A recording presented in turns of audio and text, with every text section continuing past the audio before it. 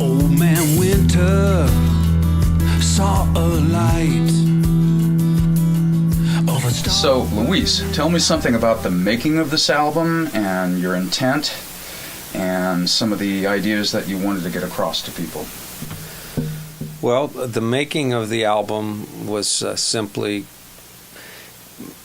the last couple records that I had done. I basically, played the majority of the instruments myself. So you're alone in your own home studio, and a few months go by, a year goes by, a couple of years go by. You have enough material, you do a record, and I did that for a while just out of necessity. And then things have been going, well in my career here, and so I was able to get a group of musicians together that were my closest friends. I mean, most of my career has been playing the bars in Los Angeles on the West Coast, and then some touring, in my younger day to the East, or one-offs to the East Coast, and then going to Europe for a few months at a time, things like that. But mostly the bars in Los Angeles. So over the years, I've met some great musicians that were my friends and had my back, and I've written, co-written with, you being one of them. And if not the one, over the last 5 years, we're here at Craig's studio, where we recorded, actually, the song Just Another Day and Move On for the record. And so my intent was I wanted to hang out with my buddies.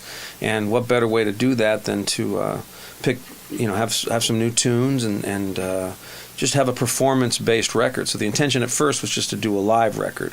And so I knew the musicians that I wanted to use, and they were all my friends, and had always been very encouraging and had my back over the years as I've been growing up as a musician and such. And I just wanted to get them together, and so we did that. And so the majority of the record was recorded in one day. It was August 22nd, 2012, at my good friend Andrew Jaimez's studio, The Compound in East LA. And we got together, and in 13 hours we put down the majority of the whole record. That was an extremely organic procedure, as I recall, and recording with those guys live on that hot summer day. And there was a certain magic in the air that day. And what are your personal recollections of that recording process? The thing that was the best for me is my son was there, and he experienced the whole. He's almost 16, so he's 15 at the time. So he got to sit there, and I'm the difference between this record and all the other records is that I have to do this now. When I read a lyric chart, in the old days I could just look down and read lyrics and sing a song, and now I have to do this and have it right in front of me. So that's the biggest difference. So I'm older and I'm wiser, and so we did a lot of preparation. So being prepared, not rehearsed, but prepared for the record, and as far as the arrangement goes. And I had some guideline charts. No one was reading it down. But the main thing that I felt good about myself is as a producer, I handpicked the guys that I wanted to be in the room with, and knowing that it would work. In some cases, you, Craig, right? You met P-Bass for the first time that night. You'd played with, and Andrew, if I'm not mistaken. That's correct. So you and I had played together for years and recorded, which is even more intimate.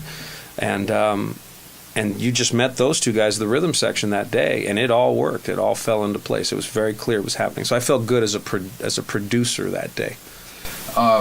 I recall that there was just a lot of musicianship in the room, a lot of people that were listening very carefully, and I really think that made the difference. Personally for me, just being in with live players, especially a live drummer, because so much of my work is done with post and false drums, so that was a real pleasure for me. P-Bass, Patrice, he was an exceptionally great musician, an unbelievably good drummer. It was a lot of fun.